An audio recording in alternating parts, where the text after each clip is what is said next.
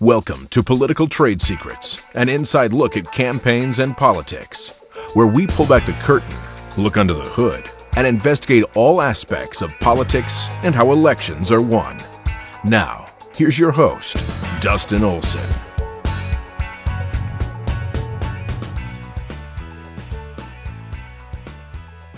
And welcome to Political Trade Secrets. I'm your host, Dustin Olson. Thank you to everybody who's joining us from across the internet right now. We are live streaming on 12 different platforms, YouTube, Twitch, Twitter, wherever you're at. Thank you for joining us right this moment. We have a great show in store for you today. For those of you who may be looking for Michael Rectenwald, Dr. Michael Rectenwald, the author of this book, right here, the Google Archipelago. Also, he's written a book called Beyond Woke and a few other things. You may be expecting to see him today. You will not see him today. You will actually see him on Thursday. We will be having him on the program. He is traveling today and wasn't able to get a connection to be able to do the video. So we're going to have him rescheduled for Thursday, and I'm very much looking forward to that because there's so much going on in the world that his book, Beyond Woke, the Google Archipelago, Springtime for Snowflakes. There's just so many interesting books. He was the New York or the NYU anti-PC professor. He was outed as a Twitter user who was lambasting the PC culture and the woke culture at NYU, and then they forced him out as a professor there because he wasn't sufficiently woke, even though he was before that a card-carrying communist. They didn't find him sufficiently woke. He has had a conversion, it seems, and he's now definitely a civil libertarian fighting to really to fight all this identity politics and all these crazy things that are happening in the world today. But that will be on Thursday that we have him for the program. If you'd like to be a part of Political Trade Secrets, if you'd like to join the Political Trade Secrets Insiders, you can go to politicaltradesecrets.com and you can sign up to be a Political Trade Secrets Insider.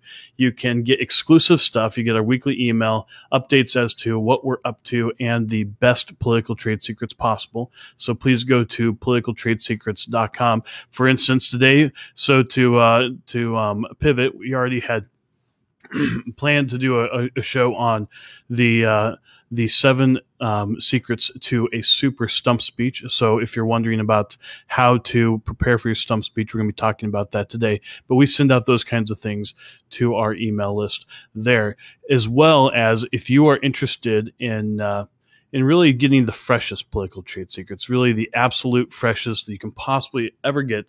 You can text me at 202-918-3345. We text out a link for every show. We experienced, as soon as we started talking about Google and the Google Archipelago, when we talked about big tech yesterday, all of a sudden we started getting thwarted on a couple of different platforms. And that's just to be expected. I would expect on Thursday when we have Dr. Rectenwald on to talk about the Google Archipelago, the digital gulag, and the simulation of freedom. I have a feeling that we're going to experience a little bit that day as well. So you want to text me at 202-918-3345 to make sure that you can always be a part of our program. So now to my favorite part of the program, the part that I know we've all been waiting for. It's that time of the show. He's the high priest of Ohio politics, the Buckeyes' best, America's sweetheart, your co-host and mine, Sean Bartley. Sean, how the heck are you doing today? I'm doing well. Good morning to you. Good morning to everyone out there. Really appreciate it. Appreciate the kind intro as always. Looking forward to a great conversation today. And what you were talking about with the interference that we saw yesterday, it is why it's going to be so important for people to text us, to join on politicaltradesecrets.com. Also join the Share Force. That is another thing that is so important because that is the opportunity to fight back against the Facebooks and the Twitters and all that out there.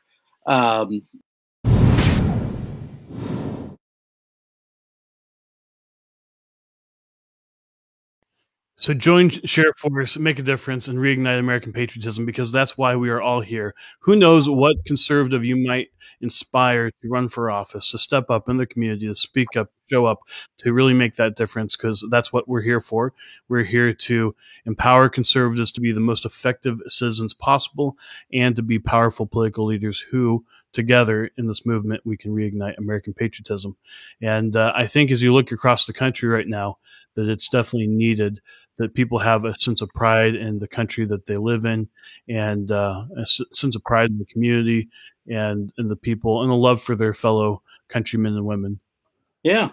Oh, absolutely. And that's why I actually think today's topic is so important too, is being able to deliver a stump speech that will have an impact on those listening, and be able to be something that's useful for you, not just in that venue where you think about stump speeches and where they happen, but really be useful for you everywhere in your campaign. And that's what we're going to be talking about today.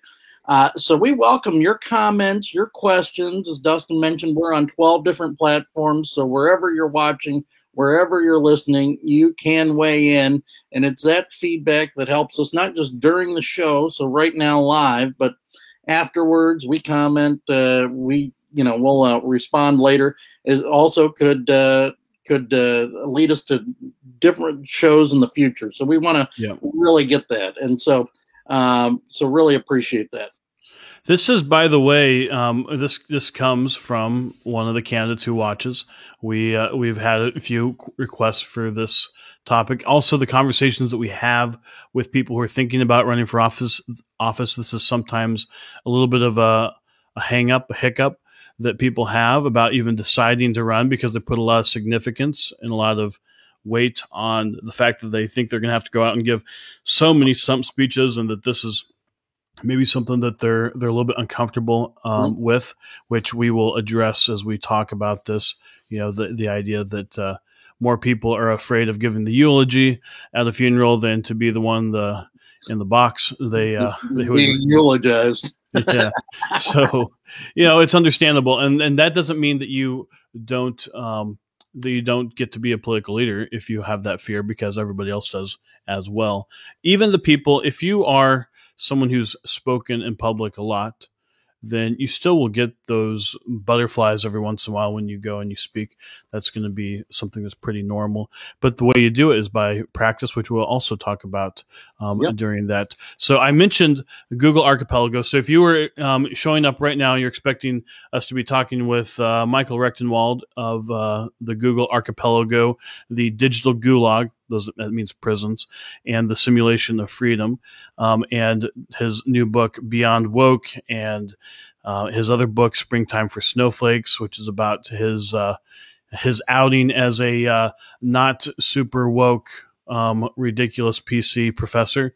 As I mentioned before, he was at one point basically a Marxist, and it was quite a conversion that he has taken, because he started to see just how ridiculous everything was in academia.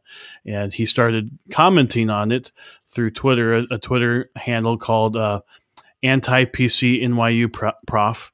And they did not like that. And then he came out as the person behind it, and they immediately put him on leave of absence.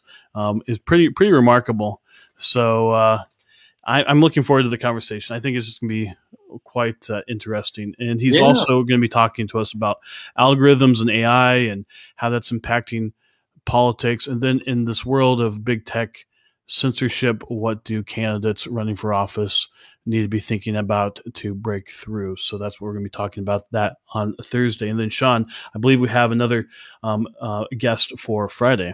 Yeah, so Friday we're going to be talking with Deborah Gordon about really the ability to where we're seeing people get involved in politics, and particularly people of faith is what we're going to be talking about, and really getting into what difference that makes, kind of the motivation. There are there are grassroots folks springing up all over the country right now who say, you know what, no longer can we sit idly by. Maybe they've voted in the past or whatever they've done, but there's more of that going on right now. So that is something that that we're going to be talking about and really getting that experience. And we'd love to hear your experiences on that too. So you're going to definitely going to be an interactive conversation with the audience on Friday, as it is every day. But make sure you come on Friday, because we're going to definitely be sharing those great stories of people that have said, you know what, I really see that now is the time for me to get involved, and you never know. Hopefully that's relevant to regular, real people across the country, that there are folks like you that are having the same experience of this need, watching all the ridiculousness, that it's time for real people to step up and to be heard and to take actions in whatever way makes sense for them in their community. You don't have to become the next U.S. senator, but you can make a difference in some form or fashion in your community.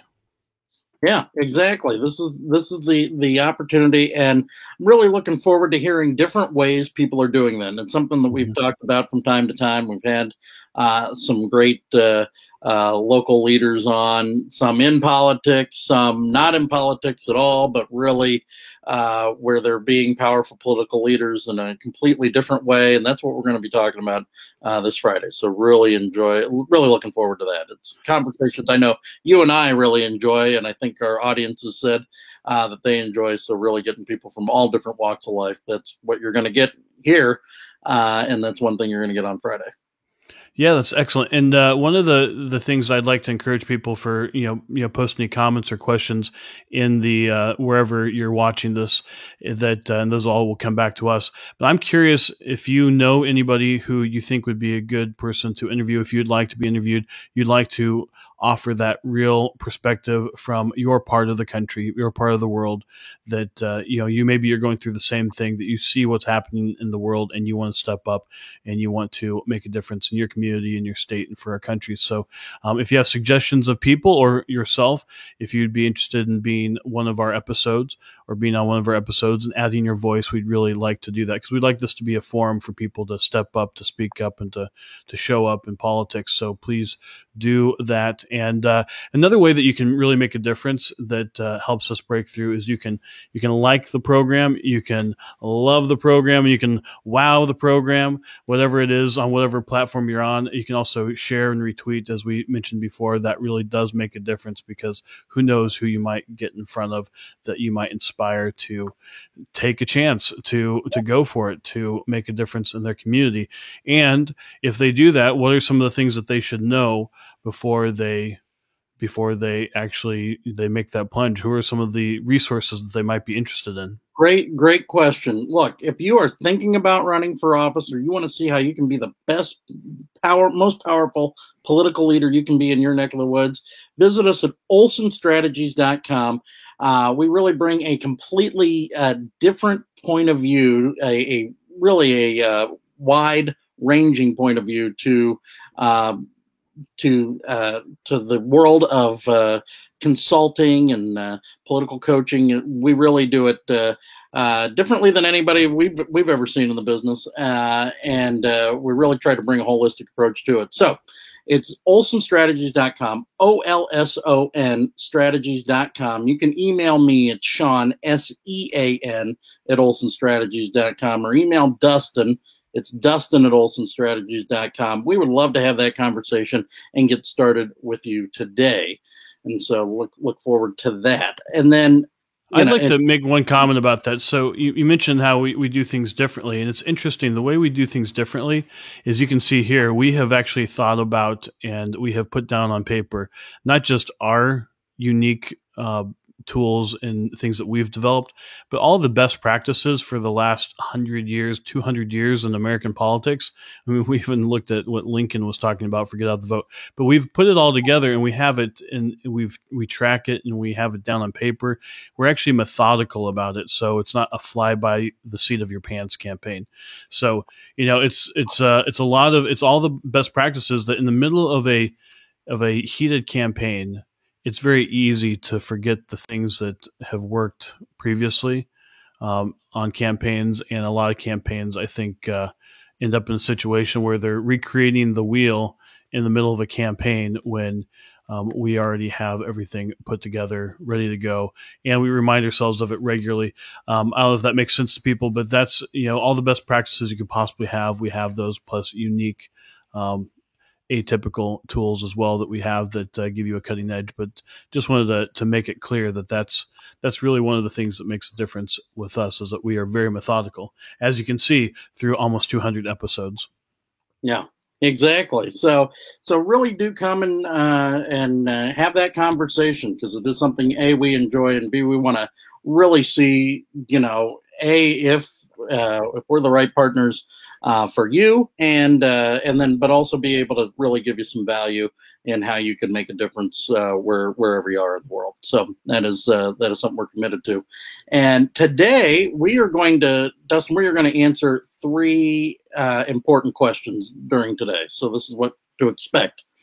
It's, how important is your stump speech? And then we're also going to talk about what are the keys to giving a great stump speech. Mm-hmm. And then how do you overcome a fear of public speaking? You mentioned it earlier, right? That public speaking is the number 1 fear. The number 2 fear is death. So that's the irony of what can happen sometimes at a funeral. So this is such an old statistic, but no one has updated it, and I don't think there's been anything that's happened in the world that has changed the likelihood that that's still the case with anybody. Yeah, in fact, you actually public speaking has become less common. So when you're faced with it, it's probably likely that the fear of that has increased. It's not just become less common in the world in general, which it totally has. If you go to Rotary, you're doing it on Zoom or something like that in many cases. There's not a lot of public places to do your stump speech. But it's also, over the past several election cycles, I would say that it's actually become less of a thing, even on your typical pre-pandemic campaign trail. There were not as many places where you're giving your stump speech. And look, Joe Biden showed that he could go for weeks on end without giving a speech, and that worked out better for him to not be seen. So it's not necessarily. So that's one of the questions we're going to answer, is how important is your stump speech? And before we get into the 7 keys to a great stump speech, some of the key concepts of that, that's a really important question to answer. So, Sean, how important is your stump speech? Yeah, well, here's where I get into the importance of the stump speech. It's not necessarily how you think about it, which is in front of maybe a Rotary group or maybe some organization you're meeting with. Yeah, I think that's where it actually has less importance, and it probably becomes less important each election cycle, which is counterintuitive. But where it has importance is all the things that make up a stump speech are still important. So now the vision, the choice that you're presenting, connecting with real people, making sure that and this is something we talked about in the Ultra Learning episode last week, having that feedback loop, being able to see that what you're saying is actually connecting with real people, that you're actually addressing things that they care about, and actually being able to see that you can have a call to action that has people take action. Yeah. So these are all things that you get to do. And at different times during a campaign, you might want to try to just get yourself in front of as many people as possible, not because it's going to get you more votes. It's going to get you some more votes, but it's more about the practice, which is one of the things that we'll talk about, the ability to hone your craft and your ability to connect with people, because you're going to be using this basically in all of your phone calls with potential donors. Yeah. So exactly. So where does it have importance? Well, the importance of your stump speech is really in those fundraising calls. It could be in canvassing on the doorstep when you're out there talking to voters. And you're like, well, wait a minute. Those are one-on-one conversations. Why would my stump speech be important? Well, one of the keys to giving a great stump speech, we'll get into in a minute, is really having it connect with the other person. Well, you don't do that by having it be some mass thing that you're doing. It's really, focusing on who you're talking to, who your audience is, and really getting connected with them. And so that is something that is so critical to a great stump speech, and it's what actually has it be important, and it has it expand through really every conversation you have. You can say, in a way, as a stump speech. So that's perfect. So it goes to this question we have here. I am so excited for this topic. I have always wondered about this as a candidate. How long should our stump speeches be, and what should we say in them? So we will get into both of those questions, the length of it and what should we say in them. And there's one quick answer to the length of it. We're going to be one of the steps, but you will likely have maybe about 3 different speeches. You're going to have one that's a little bit longer. You'll have one that's 2 minutes, and then you have basically your elevator pitch. You need to be able to give people the choice in 30 seconds or less, if that's what you have. But through practice, you're going to do that. I see this comment from Pat: utilize Zoom while you can. I'm curious as to what that was in reference to, but if you want to add to that, I'd be curious. It's a great place to do additional practice. And then we have another question. Fellow candidates, please give Sean and Dustin a call. Well, this may not be a question. It's a great suggestion. They are absolutely inspiring. They have taught me so much already. You won't regret it if you are considering running. That they will point you in the right direction. Well, thank you very much for that. We appreciate that. This is one of the ways that we can help point you in the right direction. So a couple of key concepts. Yep. So the first one is that context is decisive. That is, and it's one of the tools that we've used. We talked about it last week in one of our episodes. Doing our interview prep crash course, doing our context creation exercise. We're going to use that in these 7 questions. We also have the Olson strategy sweet spot, which we've talked about. That really gets to the choice that you're presenting, picking the battlefield that's going to be best for you. And then the power of AIR. This is my theory of communications, the attention, intention, and retention, that you first have to get people's attention, then you have to know where you're taking them, and then you have to have them remember it for there to be any kind of action that comes from it. And and Patton says practice in a safe space or a safe place. That's really good. Yep. Follow up to that. Yeah, it is a great way to not have as many of the environmental distractions that you might have if you're speaking to a large group. And it's another place where you can do extra practice and you don't have to drive there. That's one of the benefits of that. Yep. So Sean, what's the first secret to a stellar stump speech? One thing I want to say before we get into the secrets is we probably need to dispel a couple of the myths that you hear from people, right? They say, be yourself. Mm-hmm. Or the thing to do is to, you want to memorize it. You want to make sure you know exactly what you're going to say. Or some will tell you the exact opposite, right? I just go up and wing it. It'll be fine. So those are kind of the I think 3 things we want to dispel. First off, I want to really get to the be yourself. This really comes into overcoming a fear of public speaking, because if what you are is fearful and timid, you don't want to go out there and be fearful and timid. You want to really get to, okay, what has me being fearful and timid, and really disappear that before you go out and deliver a stump speech.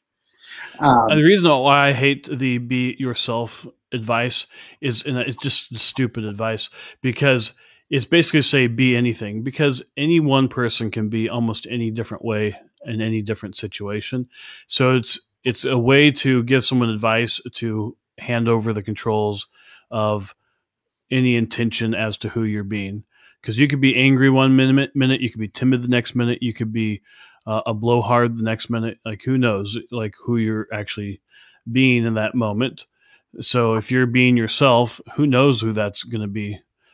Any given day, all of us act different ways throughout the day. So it's telling someone to be unintentional about how they they approach a situation.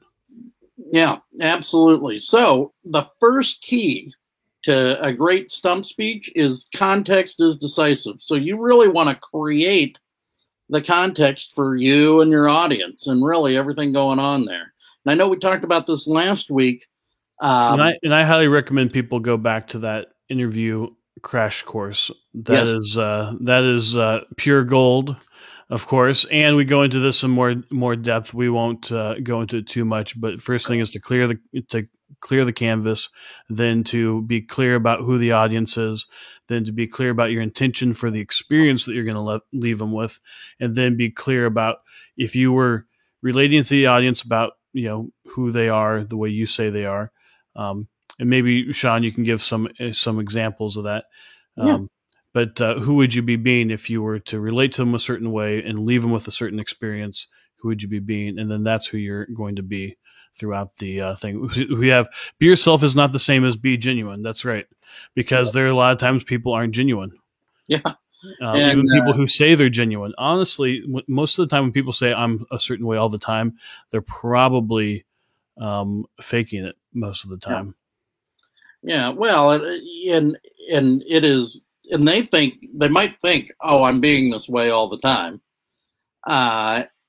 And maybe they should ask the person on the other end. Mm-hmm. I think that would be pretty insightful. Well, real quick. So the first thing on the clearing the canvas to just get everything out of the way that might be in the background. We'll just do this quickly. Yep. If you have concerns about a stump speech, don't try to be prideful. Just get it out into the front for yourself. Maybe with your campaign manager, maybe with close advisor, be like, okay, this is the concern I have about public speaking.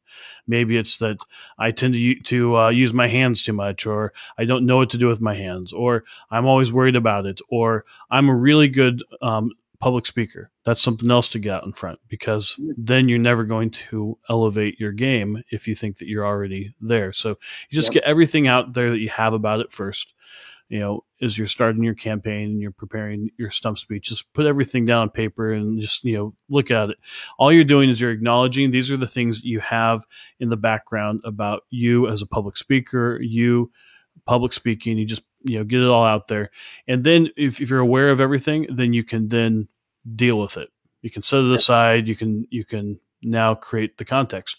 So the first thing is to decide who the audience is to you. I'm talking to patriotic families who care about their kids' futures, whatever it is, but be clear about who your audience is, who the people that you seek to represent are to you, in a very powerful, empowering way that you want to look at them and relate to them. Because then every time you talk to one of them, including in a stump speech, you're going to relate to them as a patriotic, person who cares about their family's future.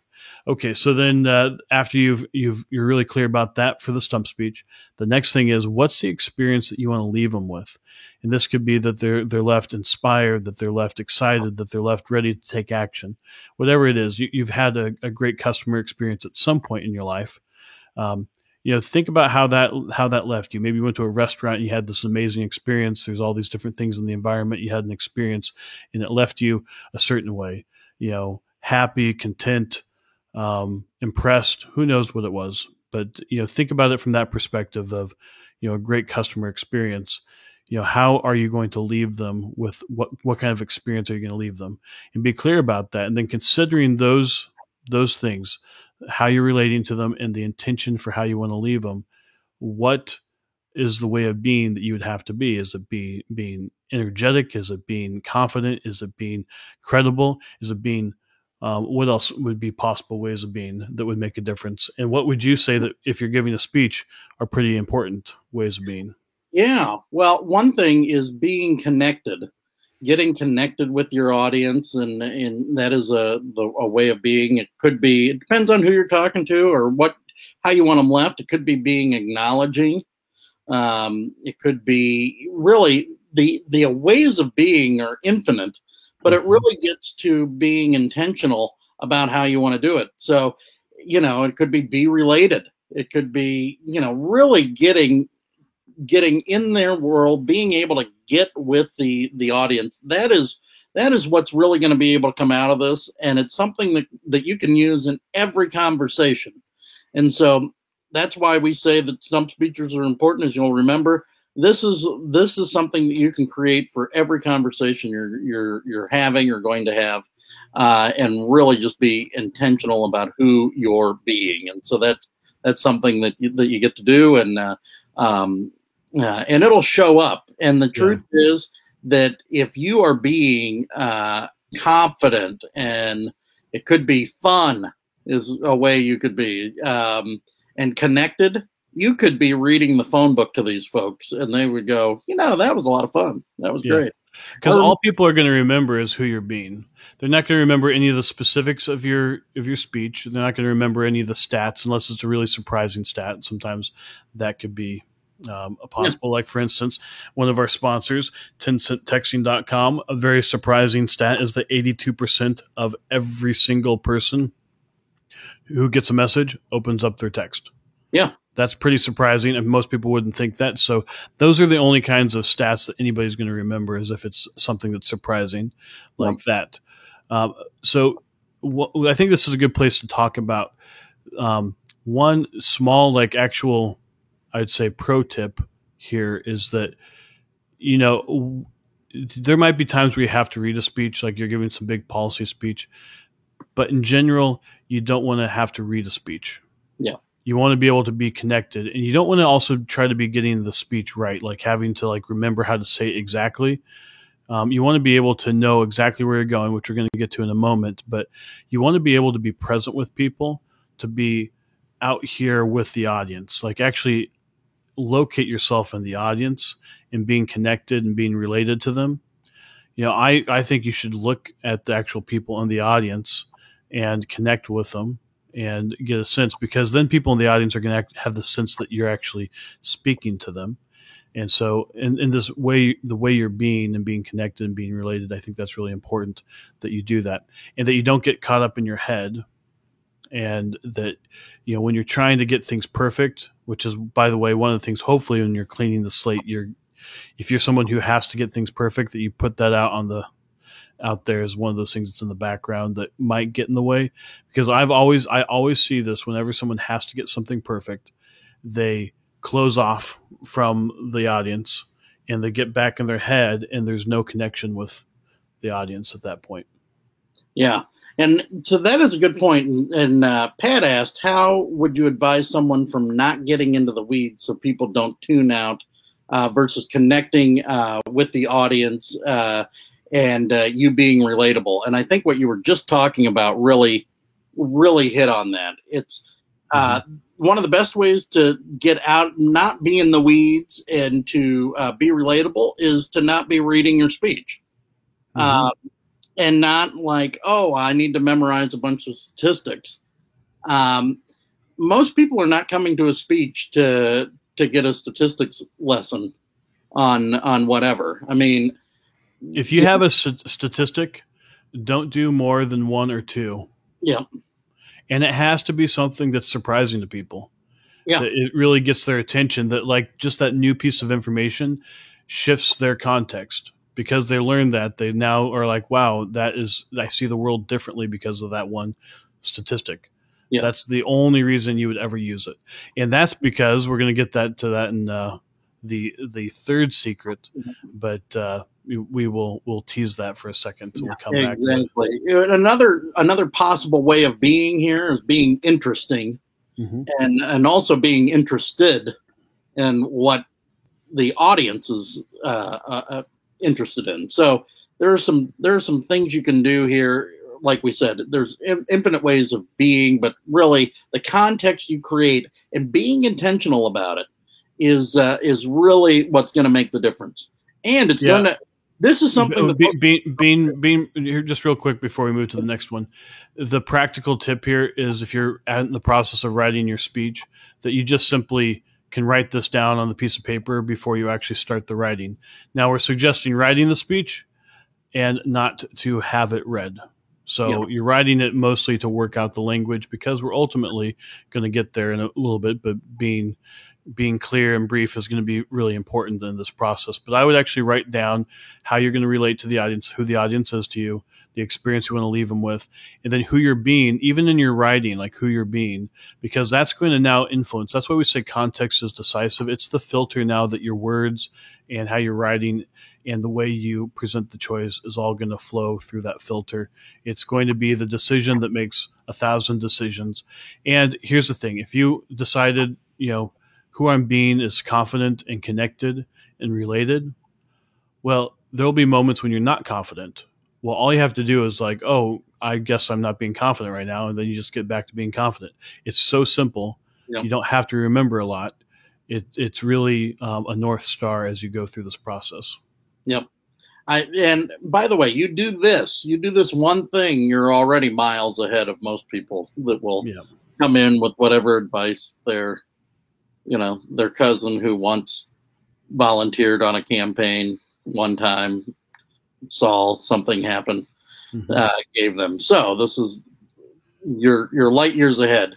Honestly, you could do this one step and you could give a speech and you probably do better than most people. Exactly.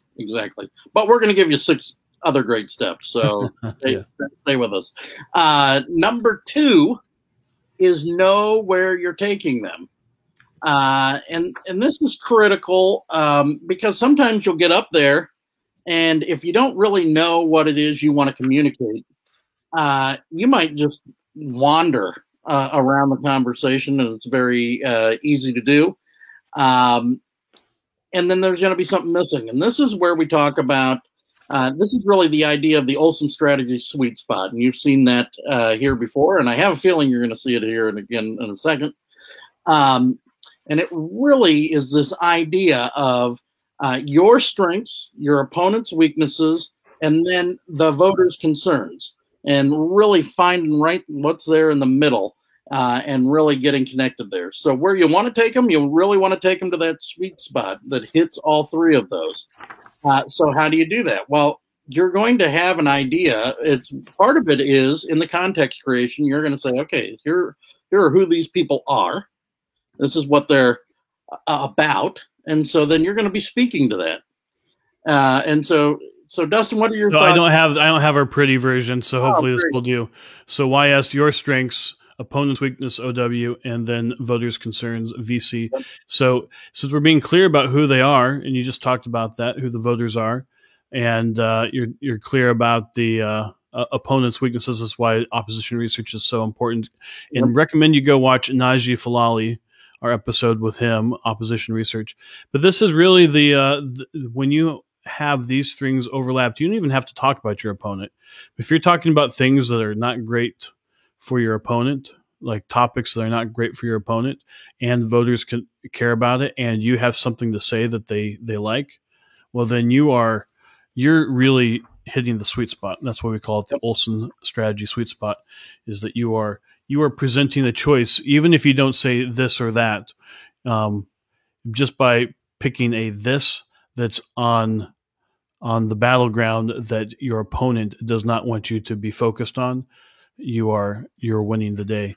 But I would recommend actually being so clear as to speak to something that voters care about and saying clearly, you're the one who is going to do the thing that they want to have done, and making it clear that your opponent is not someone who's going to do what they want to have done, and be able to present that.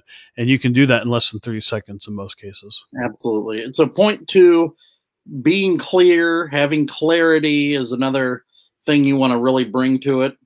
And I think that's true for number 3 as well, Dustin. Really just think about where you're taking them in the conversation. Okay. So what is it that what is the end goal? Where is it that you want to take them? And so this is, as you're really going through the step 2 here, you really want to be able to you're really laying out a roadmap, and that's kind of so you have a clear canvas that you created in point 1. So now this is the map. This is what you created out of that, and you get to step into that here. Yeah, so step 2, know where you're taking them. Then step 3 is the power of air, as we call it. This is really how you can, if you follow the air practice, which is attention and intention and retention. So that's sometimes hard to hear, but it's attention. So, get their attention. The next one is intention, know where you're taking them. That's what we just did in step 2. And then retention is say something that's actually going to stick with them. So part of this is you have to be interesting. You have to do something that gets their attention. You want to get something to get their attention at the beginning. So a couple things that would go with this is being visual, being vivid in your language. Paul Harvey talks about, I saw an interview with him many, many, many years ago, and he used to do his entire broadcasting career was all audio. And he talked about how the English language can paint pictures that your brain can see that are more vivid than any kind of video could ever be. So that's really important to be able to speak vividly. Also, emotions, being able to speak pretty whickly and to capture people's emotions. We've talked about this with Cicero, and that Cicero said emotion is persuasion. So while you want to have the facts on your side, you want to think through things logically, if you aren't giving a speech that is emotionally connecting with people, it's not going to land with them. No. So that's really important to be able to get people's attention. Then we've already talked about know where you're taking them. That's really what the intention is. So having clarity about that is important. And then retention is actually saying something that's is actually going to stick in someone's mind such that they're able to take an action at the time that they need to. So if you're giving a speech and you need people to sign up to be volunteers, well, they're going to need to be able to remember what you had to say through the end of the meeting and then to sign up. That's what they need to do. If it's a donation, if you're at a fundraiser, well, then you just need people to get the checks out right now and write their check. If it's in the election, well, they're going to need to remember what you said in the speech, and it needs to stick with them all to the point where they're there with their ballot and they vote. So you need to have something that is so clear that it's so memorable that it sticks with them. Like, Make America Great Again, for instance, is something that sticks with people. Well, I was thinking, so retention, if anybody's ever seen an infomercial, they are really good at air. Mm-hmm. They get your attention with whatever whiz bang thing they're doing. You know what they want you to do. Oh my gosh. And they have an intention, like, basically, having anything that can be put into a juicer or whatever it is, right? And then the retention is they are saying the phone number, they are showing you the phone number, they are giving you a way to take action all the time. Mm-hmm. Don't delay, act now. The time, they've got the clock running in the corner. They've got it all going, but it's all for you to retain what it is that you need to do to take action. So if you had to go to the other room to get your phone or whatever, they're ready for you. And your key here is to be vivid and visual. This is your opportunity to really paint a picture. We talked about know where you're taking them, and two, this is where you really get to have it come alive for them. That's where the power of air happens. This is where aliveness happens, really. And if it's 10 years from now, this is what we're going to have as a community. This is the difference that this service is going to make. Really paint it for them. Mm-hmm. And by the way, it doesn't take long. You can do this in 30 seconds. You can really paint a picture for them. And then as you have more time, you can really add some things to it. But you really get to paint a picture of where you're going. And so that's something in the power of air. Yeah. So before we go to the next one, I'd like to, we have a question here. Good morning. This is from Naomi. Good morning. Is this the same as attacking your opponent, like the ugly attack ads? Well, I think that's with step 2, know where you're taking them. And the tool that we provide there is the Olson Strategy Sweet Spot. So it's not quite that. But it can be that. So again, your strengths, your opponent's weaknesses, and then something that voters care about. So here's the thing. We all know about the fake news. you're a Republican out there, you know the fake news exists. Most Democrats do as well, even though they don't admit it. They all know that it's pretty much BS. So who's going to do the job of telling the truth? Is it going to be you, or is it going to be the media? So you're running your Republican candidate for Senate, and you're running against Democrat for Senate. Is the media going to tell the truth about your opponent? Is that going to be something they're going to do for you? No, they're not going to do that. So if sometimes you're going to have to do what you call an ugly attack ad, or you just, what I would say is tell the truth, because no one else is going to do it. And our republic requires you to do it. It's part of the job. Our founders set it up such that we are in a combative system. And you just think about John Adams and Jefferson, and it's not like most campaigns aren't out there accusing the other person of having an illegitimate child with their slaves. That's what happened in that election. So we're not quite to that level at this point, quite honestly. But that being said, it doesn't have to be. The truth is, if you talk about, let's say, taxes is the issue, and this is some tax and spend Democrat who's pushing the biggest tax hike in history, like Joe Biden is right now with the infrastructure bill, then if you talk about taxes and they don't want anybody to think about taxes because everybody knows they're a tax and spend liberal, and you talk about taxes all the time, and voters are really worried about their tax bill going up, well, then you are beating them every single time, because you're talking about something that they hate. They don't want to talk about that, and voters care about it, and it's a strength for you. So, so that's mostly what we mean there, is that you get to pick the battlefield. He who picks the battlefield most likely wins the engagement. So that's what we're saying with step 2, with the Olson strategy sweet spot, that you really do want to talk about an issue that matters to folks. But thank you for that question and for the clarification, because sometimes it is that, but most of the time it's not. Most of the time it's just picking the issues that aren't great for your opponent.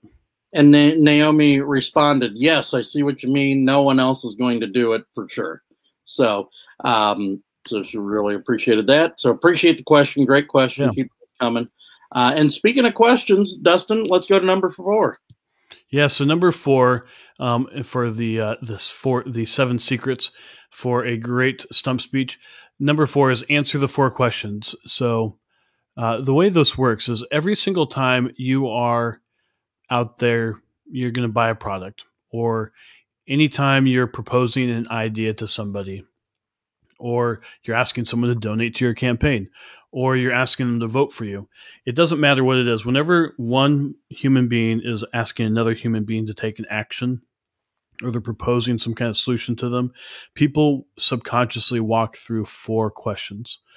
And the first question that anybody is going to ask, let's say you have someone at your door, back when the Fuller Brush Man went door to door. I think the last one stopped like in 2014. So, Fuller Brush Man shows up at your door, and the first thing you're going to ask, is this person credible? Back 50 years ago, the Fuller Brush Man was probably credible. In 2014, I'm guessing he had to be really good at his job, because he was, people are like, who the heck are you on my doorstep? So the first thing is, and this is the same as a candidate, when you are up in front of the folks giving your speech, the first thing they're going to ask themselves, is this credible? Is he or she credible? So that's the first thing you're going to have to address. So maybe a little bit of background about yourself. How you're being is also going to have an impact on this. So if you're being credible, one of the ways of being that Brian D. Roy, who's been on a couple of times to talk about communications, has talked about, is being credible and being likable. Mm-hmm. So that's the first question anybody's going to ask about anything. If you're going and you're buying a car and they propose some kind of great deal, you're going to first ask yourself, even if it's not conscious, you're going to say, is this credible? So the next question, that after that's been answered, here's the thing: if you do not answer these sufficiently, no one really moves to the next question. And if you try to answer the next question for them before you've answered the first one, they're not going to go with you. So, are you credible? Okay, yes, you're credible. So the next thing is what you're saying and what you're about. Is it relevant to me in my life? That's the next question that anybody in the audience is going to be thinking. Is this relevant? Does this matter to me in my life? And so hopefully we're talking to folks here who, care about stump speeches. I mean, if that's not relevant to you, you might be just curious, but ultimately, that would be the question that we're answering here: is this relevant to you? So if it's credible, and then if it's relevant, then the next thing is this something I'm going to take action on? So that's the next question. And people, this is interesting. This is why we have 4 questions. Is this something I'm going to take action on? Is different than the 4th question, which is this something I'm going to take action on right now? So you've all been in that situation where someone says like, yeah, I think I could do X, Y, or Z. But then they're like, but just not right now. Like, I'm going to maybe take the weekend, or I'm going to think about it, or, I'll see what the other people have to say. But they can see themselves taking the action, but it's not right now. Or I'd like to buy this product, but just not right now.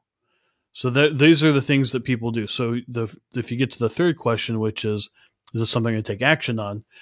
And they say yes, you're not done. So then you go to the 4th question: is this something I'm going to take action on right now? And this is really important. It's why your call to action is so important, which we're going to get to in a moment. And that's really important that you have some urgency to it, and you have some excitement, and you have some movement. And that's going to be those are the 4 questions. Are you credible? Is this relevant to me in my life? Is this something I'm going to take action on? And is this something I'm going to take action on right now? So, yeah. Sean, what are your thoughts on that? Because I know you've made lots of phone calls and you've talked to a lot of people, and these are the kind of questions that you've gone through, and this is what people go through if they're doing a fundraising phone call. Yeah, well, like you said, it's really something we answer in everything, and it's really at the heart of what Grassfire does. We talked about this, right? When they're on the doorstep, when they're in front of the grocery store, when they're over the phone, they really have to get to what it takes. Are you credible? And so they're answering that question for you and your campaign. Are you credible? And then is your candidacy or your issue relevant to the voter that they're talking to in their life? And is it something they're going to take action on, particularly in the petitioning process, right? Is it something they're going to take action on? And then the requirement is to get them to take action right now, because just imagine they're right there in front of the grocery store, which is where it happens most of the time, and someone's walking across the parking lot and they're about to go in the grocery store, and they're going to have to go through all these questions and decide to sign the petition at that moment, which it's remarkable. There's some of these people who they're so good at it. They sometimes have multiple petitions, and they have somebody who is in a rush to get to the grocery store.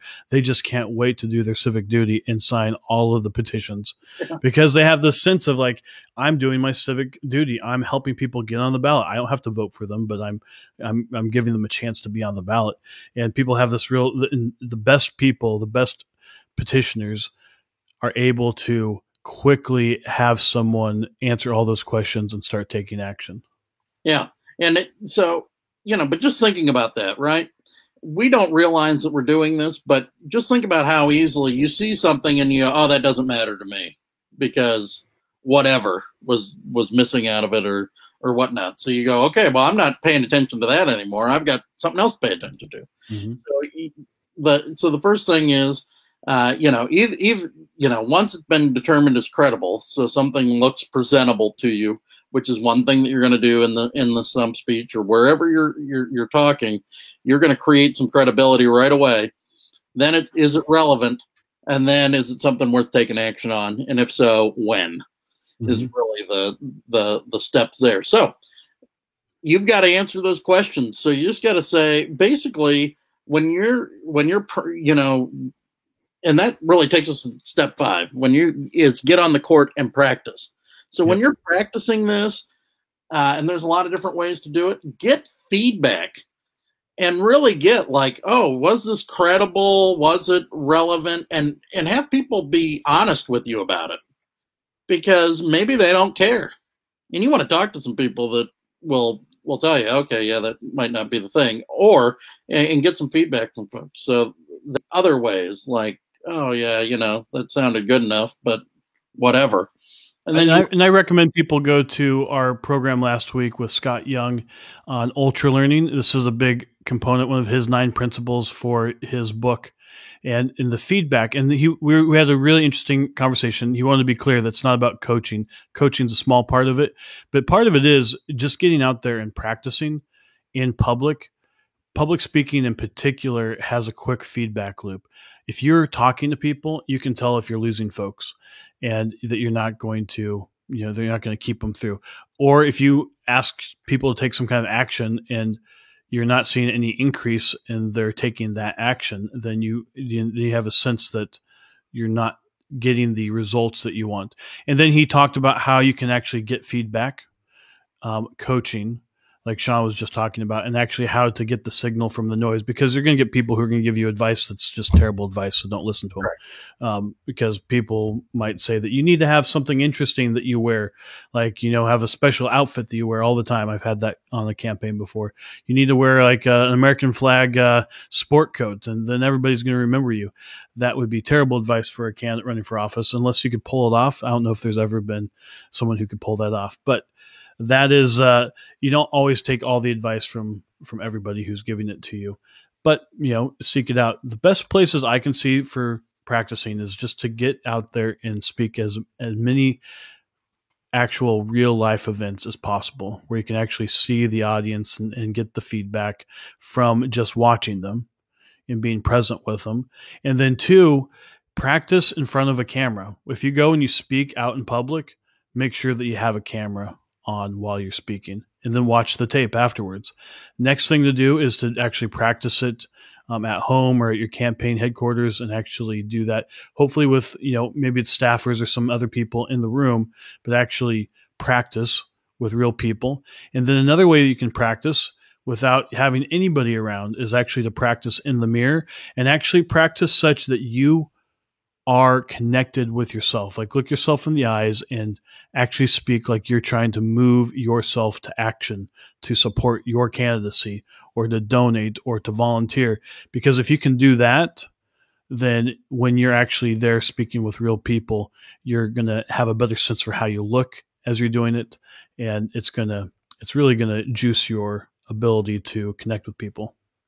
Yeah, all great advice. I do think, in particular, being able to have that on camera, see that yourself, will give you some things to work with. And you want to take a look at it, and you want to take a look at it critically. You also don't want to be so critical that you can't even see what's really happening there. You want to see it from the point of view of the audience. So be able to really get, like, okay, what are they getting? Where are you at? Where are you looking? What are the things you're doing? Because you really want to make sure that you're getting connected there. But that's really all about being in the game, really. Yeah, and being on the court and actually doing it. That was one of the other things from the ultra learning process, is at the directness principle. Like, actually get out there, get your hands dirty, get in there, rubber meets the road. Like, actually start doing it, because all the conceptual beforehand stuff doesn't really matter until you're actually out there talking to real people. So that was one of the big principles from the ultra learning. You can become a world-class speaker. Actually, one of the ultra learning projects that he talks about in our episode last Tuesday and Wednesday is that he had a guy who went through his process and became one of the top 10 Toastmasters in the world within a year. It was just an ultra learning project that he took on, and it's pretty amazing that he was able to do that. But it was because he just got out there. He started speaking in public immediately and watching himself on tape. These are some of the things that he actually did, some of the stuff that we're promoting on the watching yourself on tape. Doing this once is not going to work. You got to listen to yourself and watch yourself 10 times, 20 times, because the initial reaction of, oh, I hate watching myself and I hate hearing my voice, all that stuff, because nobody hears their voice the same as they will hear it on video, because the bones in your head change the sound of your voice for yourself. So you're never going to like that. So you have to listen to it over and over and over again to kind of get past that point of just, it's a little bit jarring to hear yourself from a video.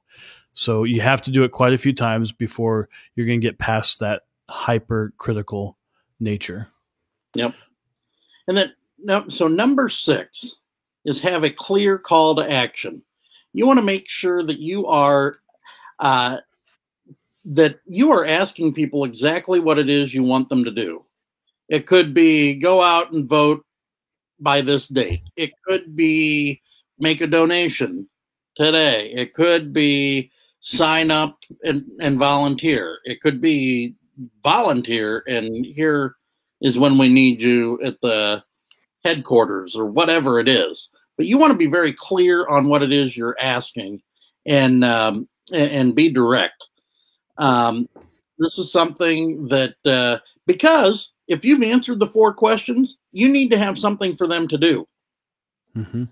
So is this something I want to take action on? Is this something I want to take action on right now? Well, you better have requests that tap into that.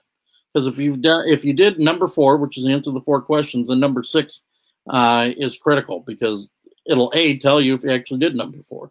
So yeah, I think it's a really brilliant way to put it. If you're giving a speech, let's say you're not actually running for office right now. You're looking at this as just giving a speech. Maybe you're a professional marketer and you've been asked to speak at a Rotary meeting or something like that, and you don't give too many speeches. I would suggest that you need to have a call to action no matter what kind of speech you're giving, because this is the metric that tells you if you have actually answered the questions as you said. So no matter what, anytime you give a speech, every preacher, at least in Protestant, more evangelical traditions, usually have an altar call at the end, and that's kind of their metric as to whether they gave a sermon that it got people moving and going.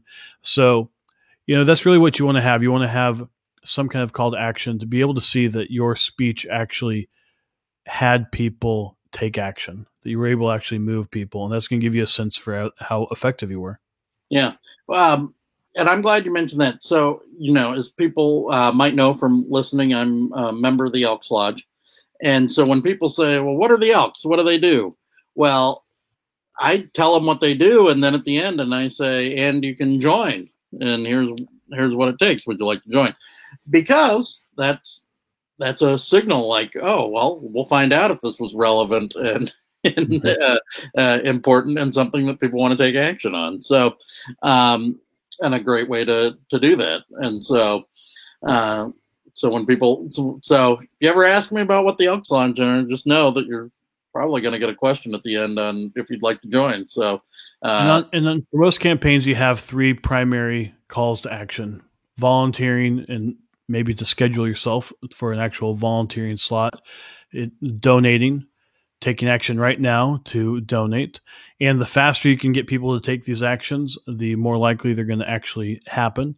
And then the final is to vote for you. And a lot of times in the speech, you're going to ask for people's vote. But what you're really asking, this is why these 4 questions: are you credible? Is this relevant to me in my life? Is this something I'm going to take action on? And is this something I'm going to take action on right now?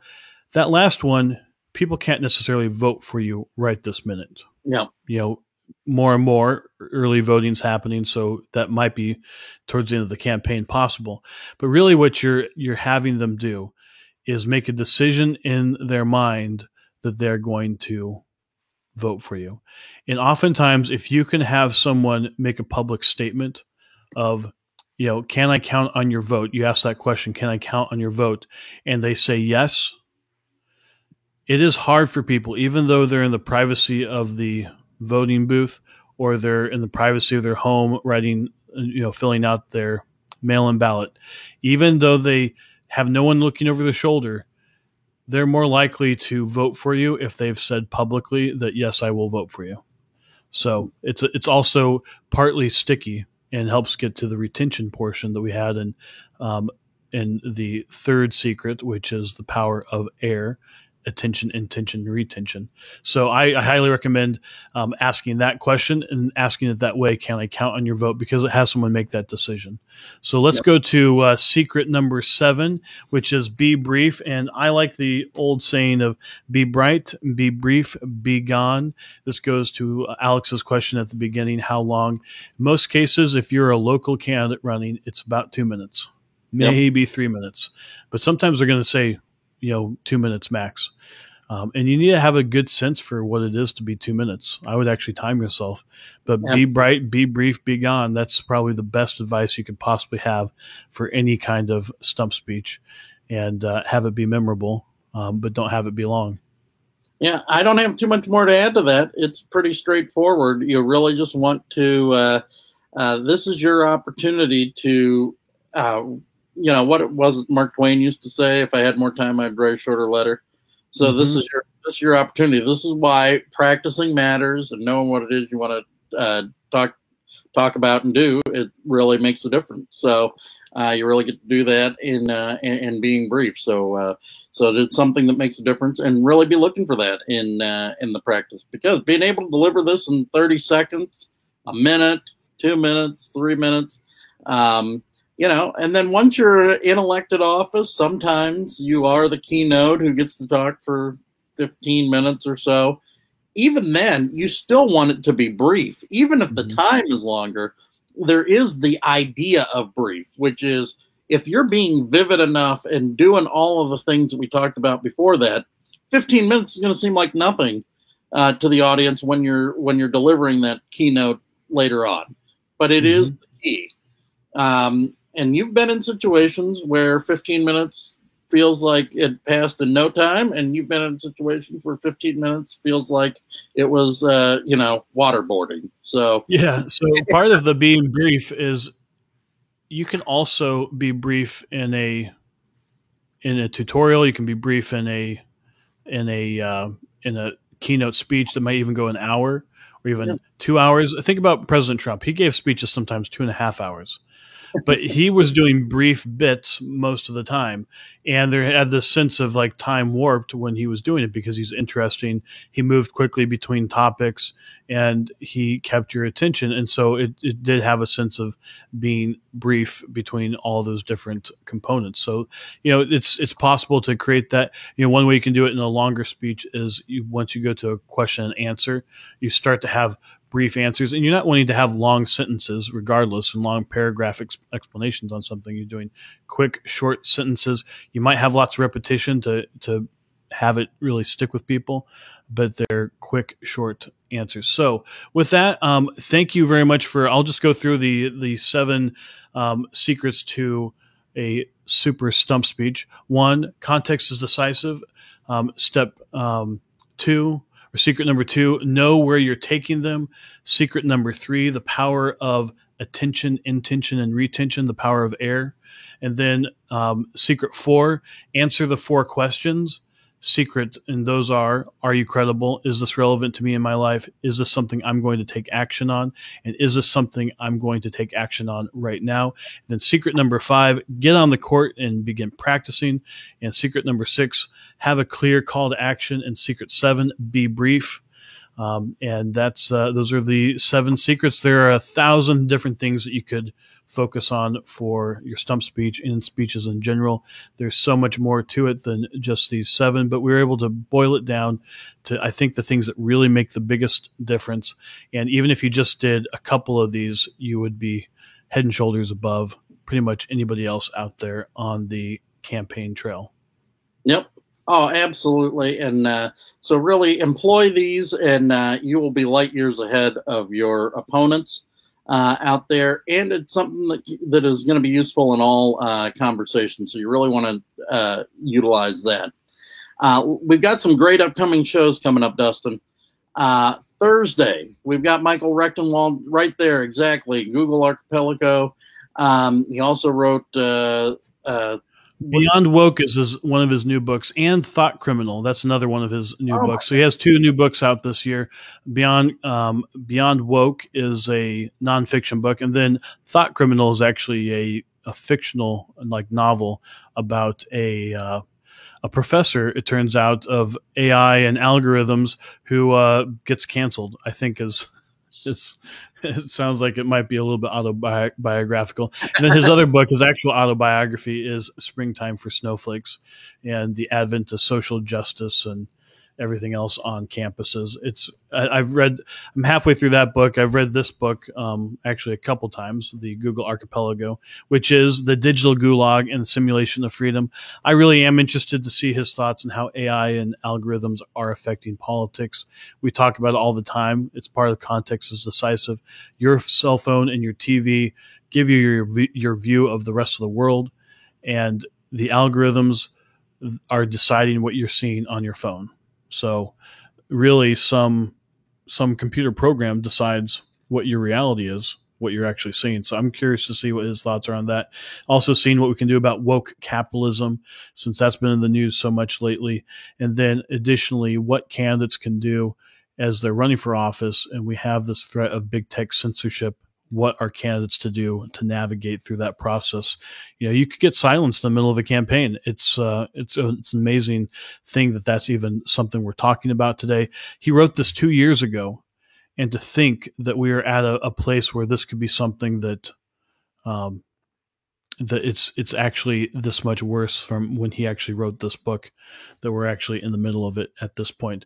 And then we also have on Friday, Deborah Gordon. We're going to be talking about really this idea of really regular folks getting involved in politics and really being moved by their faith to make a difference in the political world as well. So we're going to be talking about that and really looking forward to having our audience get involved in that conversation, because that is something I think we've got a lot of audience members who are either thinking about taking some sort of action and getting more involved, or have, and love to hear more about that. So looking forward to that as part of that conversation.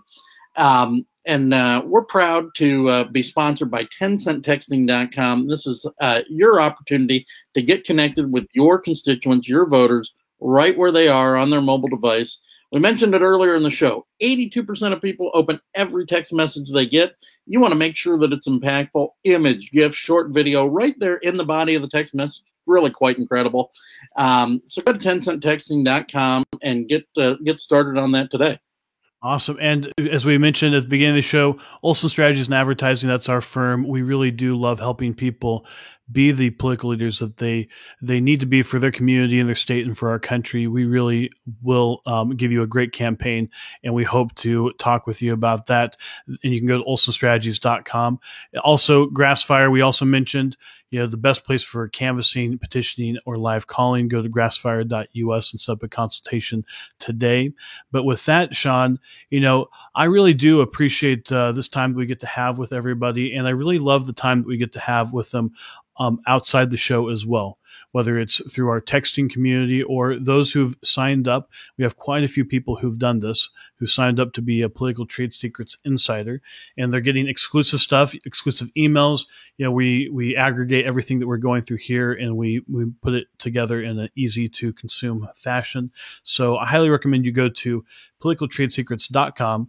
You sign up to get exclusive stuff, and I believe we're also airing the program there as well. So if we ever get shut down, Thursday's a good chance that we're going to have. It's kind of like the Rush Limbaugh episode, which we have aired it a few times, and we even got disabled by the company that has book as the second part of their name, and then the first part of the name is like this thing. They disabled our ability to do ads after we did the Rush Limbaugh episode. That being said, we fought through it, and we re-aired it last week, and it's had nearly 15,000 people watch it in the last week, which is pretty amazing to see that. And it really goes to conservatives are looking for conservative content. They're really looking for people who are honoring those who've stepped up, who've showed up, who've spoken up, people like Rush Limbaugh. And if you haven't seen the episode, do check it out. It's really great. It was a great opportunity for us to memorialize a great man who made a difference for this country, a great patriot, really. So go to politicaltradesecrets.com and sign up for that. And then, if they completely cut the lines to the internet, you can always go and text us at 202-918-3345. This is our texting community. You'll get a text back. It'll give you a link to opt in, and then from then on, you're getting a live text from myself or Sean about what's going on. You get the freshest political trade secrets. Again, that's 202-918-3345. We really do love the conversations that we have on the text group. It's not overly too many texts or anything like that. It's based on, if you want to have a conversation with us directly, it's a great way to do that. Yeah. So Sean, well, anything you'd like to say as we close the program? Otherwise, I think it's been excellent.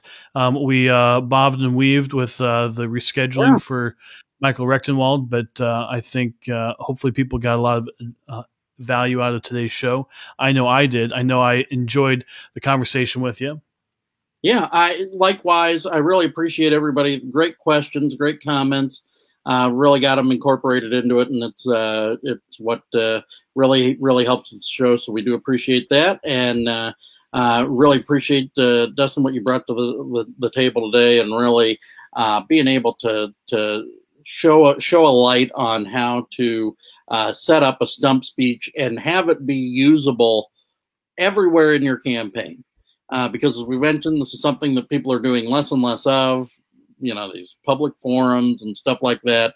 And we mentioned last week or 2 weeks ago, they might not even be things that make sense for your campaign to do at all. But the tenets of a great stump speech are critical everywhere in your campaign, so you don't miss that. It's your ability to deliver your message and to practice delivering your message. Honestly, you're giving your stump speech, hopefully 40, 50, 80 times a day when you're making fundraising calls. So that is the best practice you could possibly ever have. Well, thank you very much. Tomorrow we're going to be back with a picture's worth 1,000 words. We're going to talk about visuals and campaigns for your campaign mail, for your campaign digital, for everything that you're doing that requires pictures and video, and how that's so important to persuasion. So please do join us tomorrow for that episode, and then for other episodes later in the week. With that, this has been another episode of Political Trade Secrets.